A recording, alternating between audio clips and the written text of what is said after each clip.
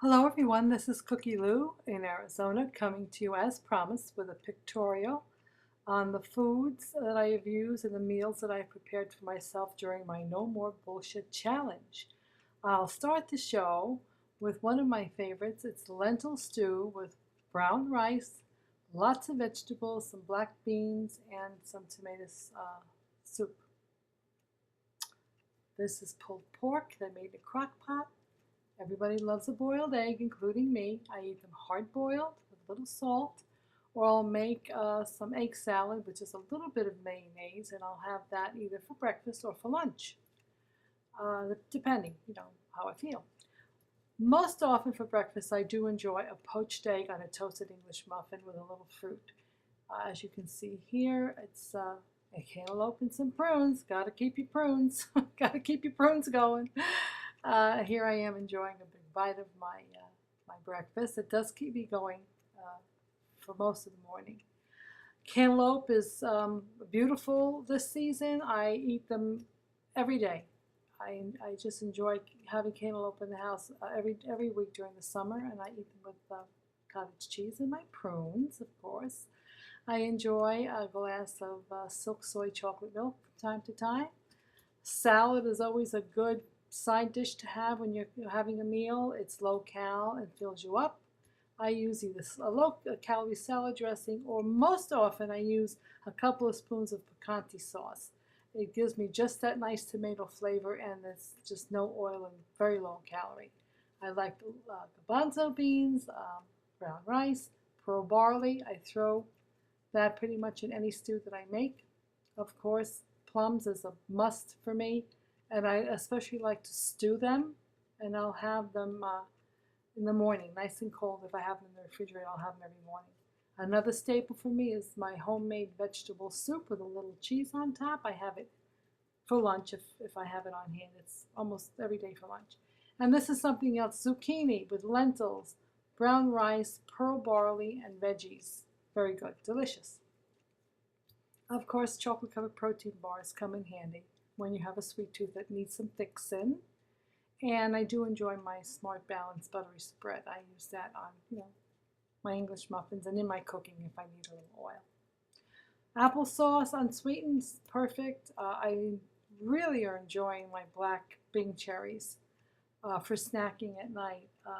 I take about a dozen, and they're low in calorie according to Fitness Pal, and I do enjoy them. Another thing is a must for me is peppers and my squash, butternut squash, zucchini squash. How do you make zucchini squash? Not zucchini squash, spaghetti squash. Very easy. Cut it in half. I'll have the produce guy do it for you, the store. Clean out the seeds, poke a hole in the hide, take the two halves of the spaghetti squash, flush down in about 2 inches of water in a baking dish. I usually pop it in the microwave because it's quicker. Cover it up. Cook it for about 20, 30 minutes until it's tender. And then when it's cool, scrape out the spaghetti squash, plate it, top it with a little sauce, some cheese, a little herb. Bingo, delicious. Low-cost meal. How do you do some peppers? I get these little peppers, I wash them, I put a little bit of oil on them with some salt and pepper, put them on a baking sheet, pop them in the oven for about 15-20 minutes until they're roasted and soft and juicy, and take them out. Here's my meatball mixture that I made my meatballs and my burgers with. I always put a little raisin in the center of my meatball, something that I got from my father's brother, Uncle Joey. He used to make what we used to call fruitcake meatballs. He always put a raisin and a pinoli nut, a little pine nut, in the center of every meatball. Then he would cook it in the sauce. It was so delicious. I cook my meatballs like this. It's quick and easy. Cast iron pan, let it cook, take them out of the oven, mix it with some sauce, and let it simmer. This is what my meal looked like: zucchini squash meatballs and some peppers. It was really very good. I did not eat all of it. That was a little bit more than I could get in. But it was a delicious meal. And this is what the meatballs look like with a little raisin inside. It's like a little sweet surprise when you bite into it.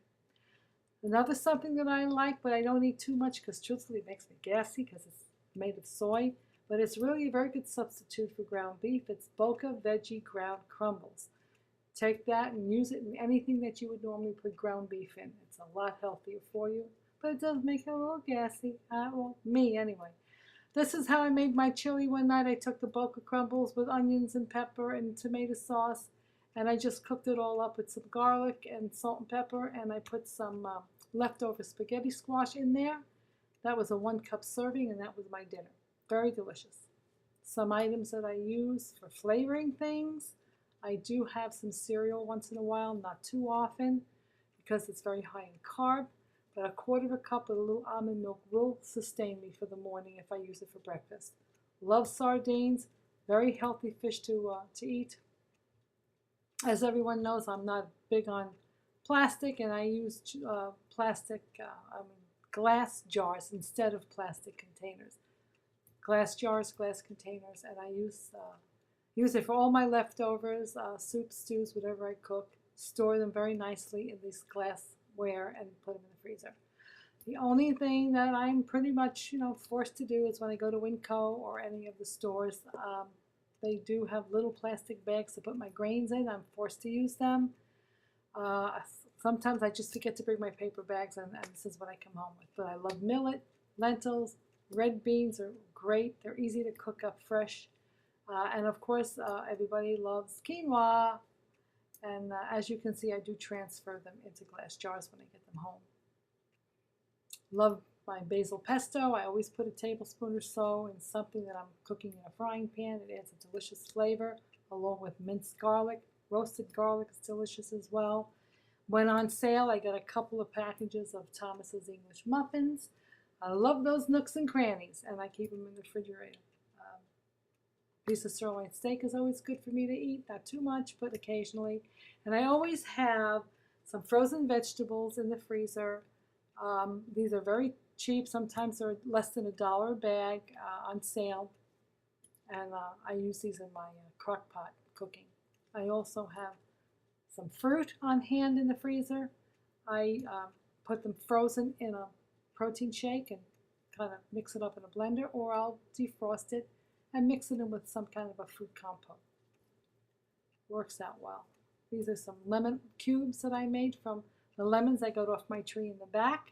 Juice them, freeze them. Always have the, ice cube of lemon when you need it.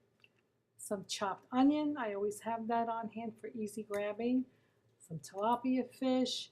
Some old bananas that I freeze up. Zucchini, carrots. Forgive the plastic bag, but every once in a while you're stuck with whatever they give you if you forget to ask. Vegetable broth is something I always use in my crock pot fixings. Liquid aminos is a nice flavoring. Of course, the popsicles are good to have for a snack. I got the fudgicles because they were selling them for 99 cents a box, and I got 2 boxes, and that's why I was eating them pretty much all week. Here's a little 1/4 pound burger patty that I was telling you about. It is a small patty. I usually take, the 4 or 6 and make them up, and I'll put them in some wax paper and just wrap them up, maybe 2 in each wax paper, and then I put them in the freezer so they're handy. Blueberry syrup is something I get occasionally, rather than maple syrup, because it's less sugar and a lot less calories. And any of these choppings, garlic, ginger, for stir fries, sugar-free jams. And here's my favorite little fella, Mr. Hummingbird. He comes to see me every day as long as I have some sugar water for him. He will come and flutter by.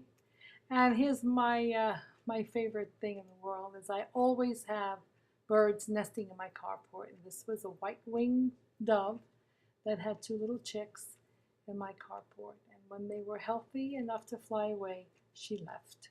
Now I have another one sitting on eggs in another corner of the carport. Okay, guys and gals, that's it. I hope you enjoyed what I had to share today. Have a wonderful day. Thanks for watching. Bye-bye. Mwah!